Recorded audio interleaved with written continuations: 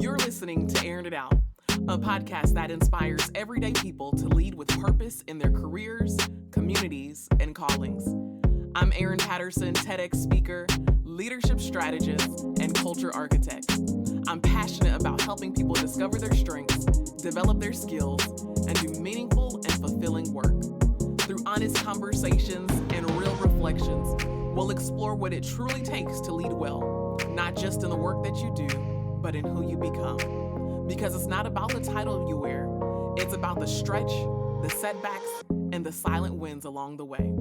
Are you ready to grow, lead, and leave your mark? If so, let's begin.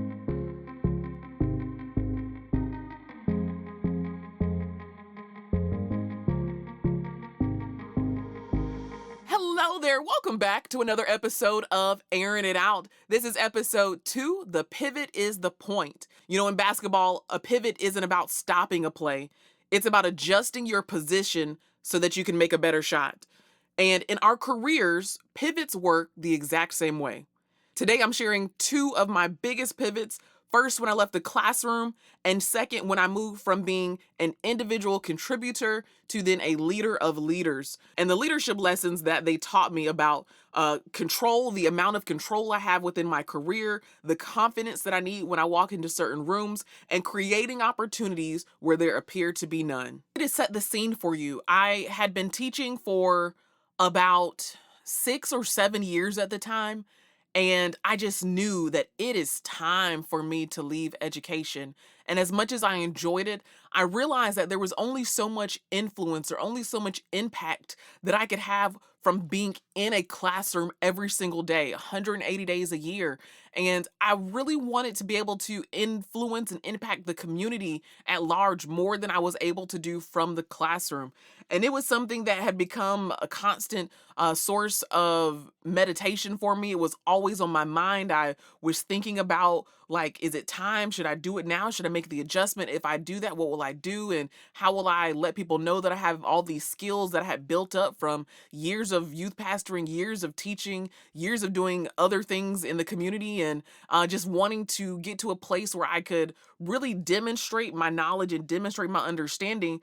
But it was that those were the beginning thoughts of how do I get from this place to the next place. And I recall thinking, you know, back to when I was in college and I changed my major and I told myself that I would not teach for longer than 10 years. I said 10 years is the absolute max. I knew going into education that I was not supposed to be a lifelong educator. I said this is supposed to be an opportunity, an opening for me to build trust within the community, to build trust with people and organizations. In 2016, I began to consume more content about careers, about business, and I really just wanted to fill that piece of me up because I knew that I was going to go in a completely different direction. And I was reading a book entitled Pivot, The Art and Science of Reinventing Your Career in Life by Adam Markle. And this book was something I remember to this day of it being a kind of a catalyst in my life, that I began to see that pivots are beneficial, that they are necessary. And if you have dreams, if you have desires, if you anticipate growth within yourself, that it is necessary from time to time to make a pivot or to make an adjustment. And the way I knew that it was time, not only did that book help me to identify some things, but I recognized I got to this place of just coasting. I was coasting through my career, coasting through the class every day in terms of being so comfortable that it didn't require any action from me. I didn't plan lesson plans, don't tell anybody. I stopped preparing. I got to this point where it was just so easy and so natural for me to step in front of 150 kids or, 6 different classes of students every single day and be able to say, here's what you need to know, present it to them in a way that they could receive, build relationships. And it was easy for me. And I think that there's a time and a place in your life for things to be easy for you to coast. But I knew that this was not the time for it. And not only that, I was just not being challenged anymore. I came in every single day, did my job, and didn't feel like there was anything challenging about it. And the funny or ironic thing is, the last year that I was in the classroom, I was actually nominated for a very prestigious award in the county that I lived in Florida. And it was the Crystal Apple Award. This award was targeted towards teachers that make an impact in the classroom and the community. And that was something that I was doing because I was still building relationships. I was still doing things outside of the classroom for the community at large. But it took nothing out of me. It was easy work.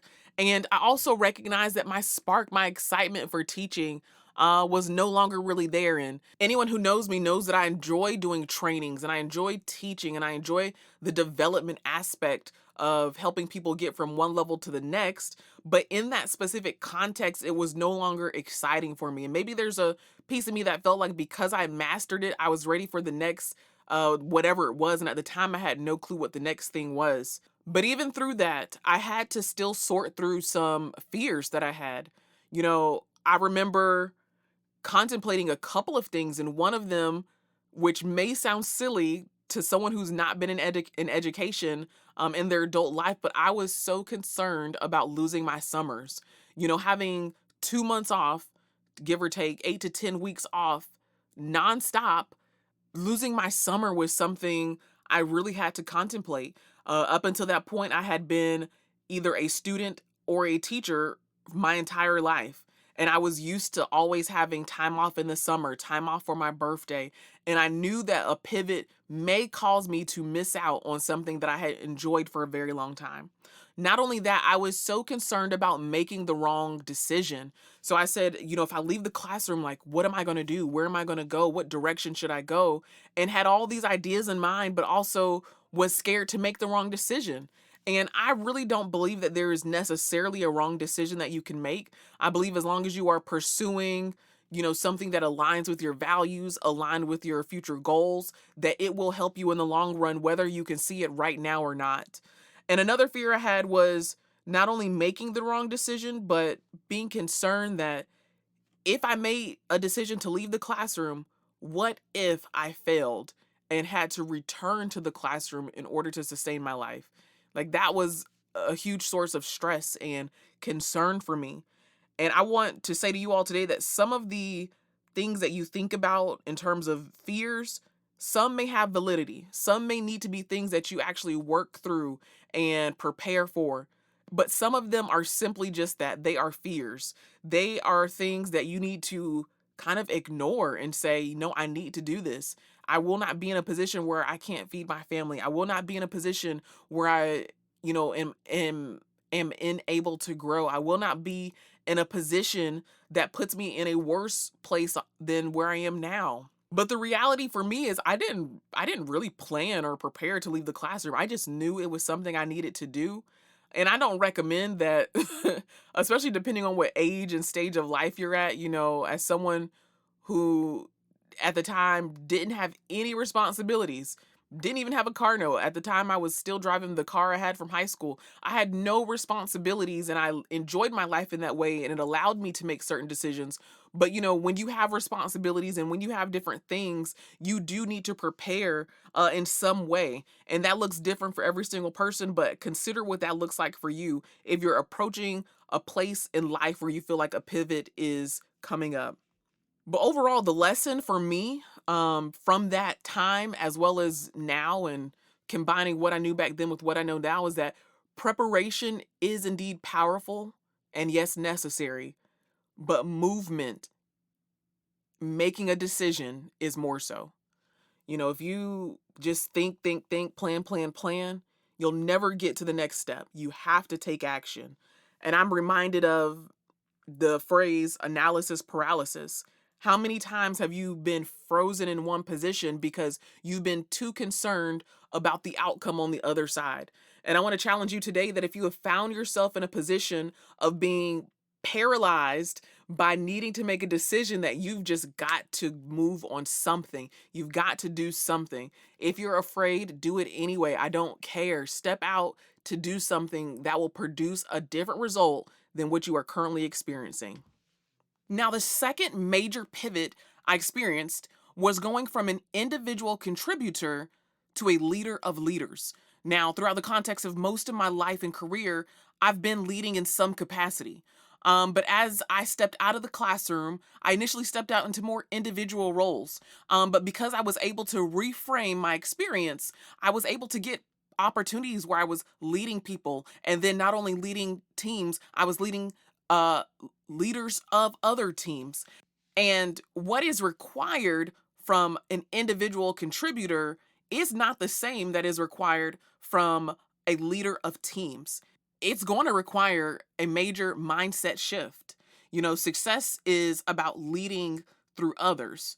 When you are a leader of leaders, it's not just about your personal performance. And you've got to learn skills like how to delegate well. You've got to learn skills like setting vision and really communicating a vision for your teams. You've got to be strategic in how you think and how you plan and how you speak and how you act. And there's so many things, and I will not say that I have necessarily mastered all of these, but they are things that I have been constantly thinking through, and I'm always looking for ways and opportunities to grow. But this was a major pivot, a major adjustment that took place. And leading others requires a level of trust and clarity and influence that is not required when you are an individual contributor. And so I recall working in property management, and when I started off, I was in a very individual role. The work that I did wasn't really dependent on what other people in the office were doing. I was working in a commission based setting. But then as I transitioned to other roles, as I transitioned into working as a senior director in a nonprofit, as I transitioned to my current role right now, where I lead multiple different areas of a very large facility, it requires a different skill set than what I previously have used. And I want to urge you all that as you notice places, and it's sometimes the pivot is not about leaving the job you're at. Sometimes the pivot is about how can I adjust in my current role? How can I adjust right where I am? And I want to challenge you to pivot as you see necessary. That pivot shouldn't just happen once every 5 years, once every 10 years. Pivots should be happening frequently. Adjust as the opportunity comes up. As I've navigated my own career changes, I've noticed 5 things that show up almost every time I've made a pivot or a time where I've coached someone through a pivot. I want you to think of these as your maybe pivot compass. 5 things to check when you're deciding if it's time to shift and how to do it well. Here's pivot point number 1. Pay attention to the signs. Pay attention to the signs. Know when frustration outweighs fulfillment, when you're checked out or when you're just coasting. I believe it's so important to be self aware and acknowledge, am I frustrated all the time? Am I always feeling some type of way about the work that I do, the people that I work with, the environment that I'm working in?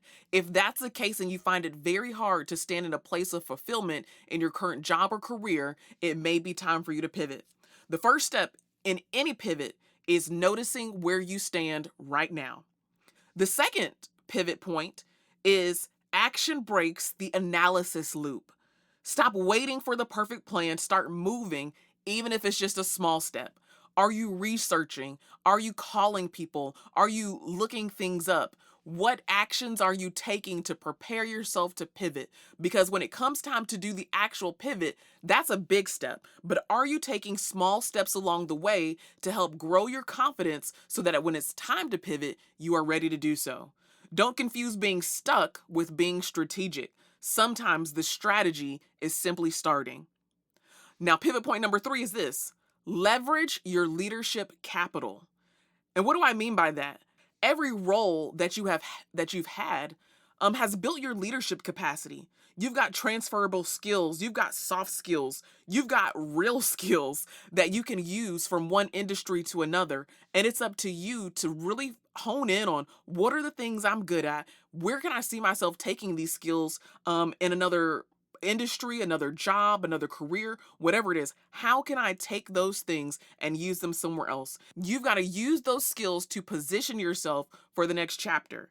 A pivot is not a reset. Let me say it again. A pivot is not a reset.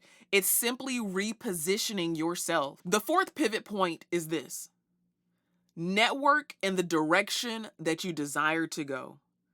You have got to build relationships in the industries that you are desiring to pivot towards.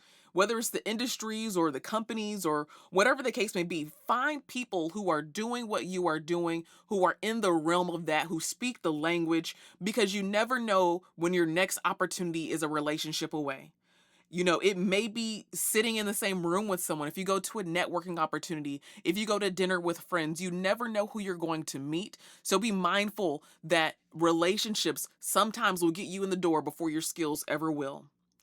And the fifth pivot point is this: don't be bound by the golden handcuffs. This is something I was really thinking about as I was planning this episode. And one of the things that people talk about so often is how it's 5 years till you're vested in your retirement. And I just think, like, the people I'm talking to that are saying this are in their 20s, in their 30s. And I'm like, if you find an opportunity that you could double your pay in, why would you allow some retirement that you don't even need or won't even tap into for another 30 years to keep you stuck in a place today?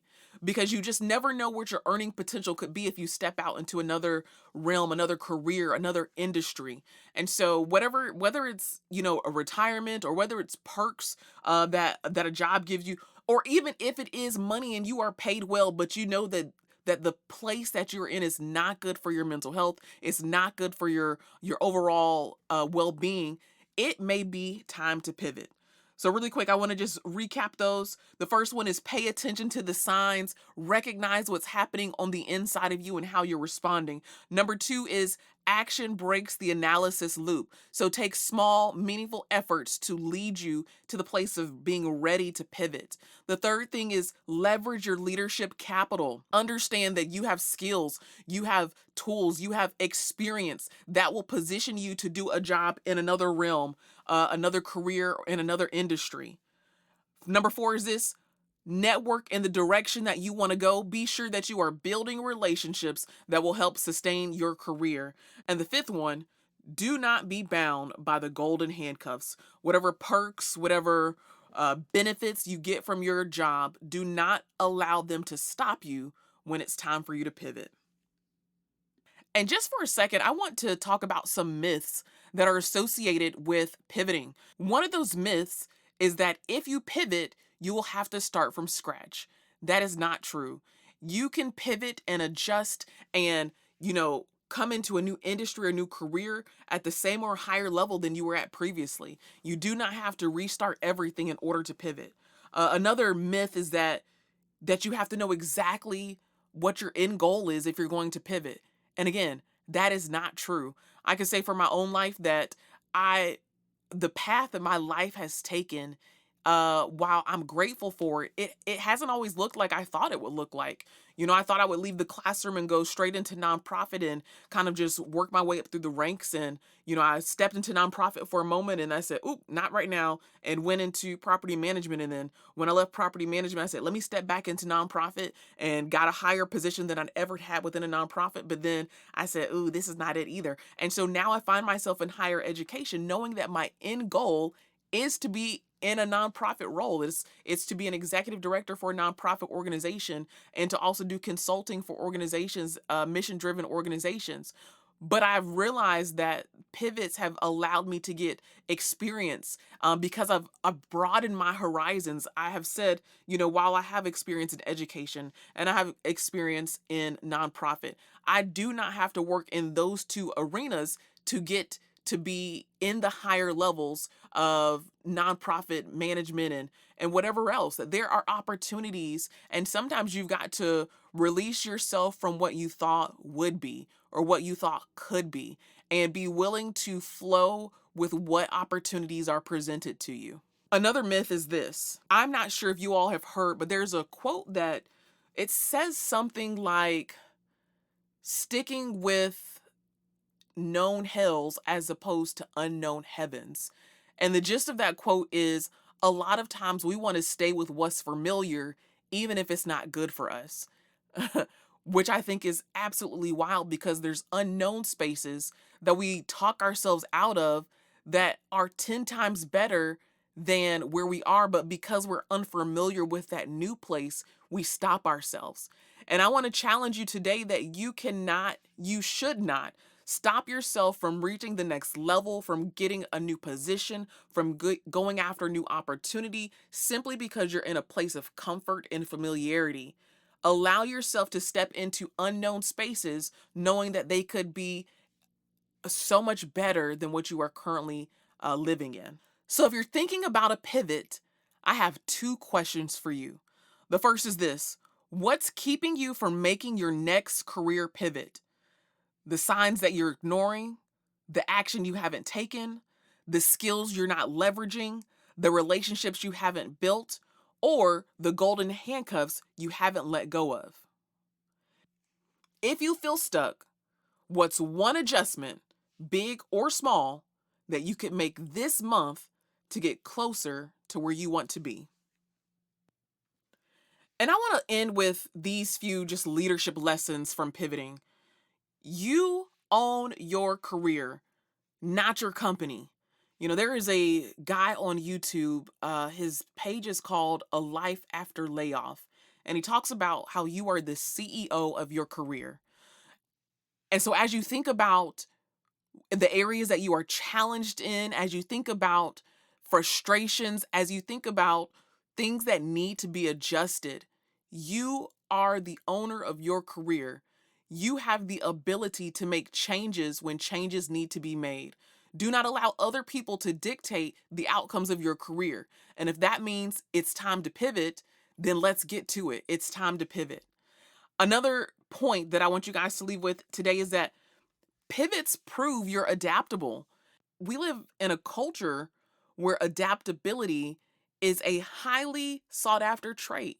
Can you adapt and be agile in the workplace? And if you can pivot, that demonstrates that to an employer, that demonstrates that to a company. But sometimes before you demonstrate that to somebody else, you've got to demonstrate that to yourself. Pivot by going to eat at a different restaurant than you normally eat at. Pivot by driving home in a different direction than you normally drive home. Pivot in small ways to set you up to be able to successfully pivot in big ways. And the final thing is this: growth is a choice, it is not a guarantee. So as you are awaiting opportunities to pivot, as you are looking for opportunities to pivot, how are you growing and developing yourself? Are you reading books? Are you consuming podcasts? Are you doing courses? Whatever opportunities present themselves, it is up to you to take full advantage of that because, again, your career belongs to you. If today's episode resonated with you, here's how you can help keep the conversation going. Follow or subscribe to Airing It Out on Apple Podcasts, Spotify, or YouTube. Rate and review the podcast. It helps more people find these conversations.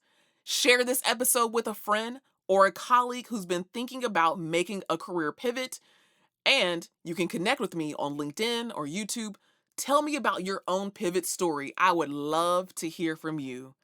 Next week on Airing It Out, we're talking about leadership gone wrong. And I'm calling it That's Raggedy. We'll dig into the behaviors and mindsets that drive people away and how to spot them. And most importantly, how to make sure you're not leading in that way. Trust me, you don't want to miss it. I want to thank you again for listening and for tuning in.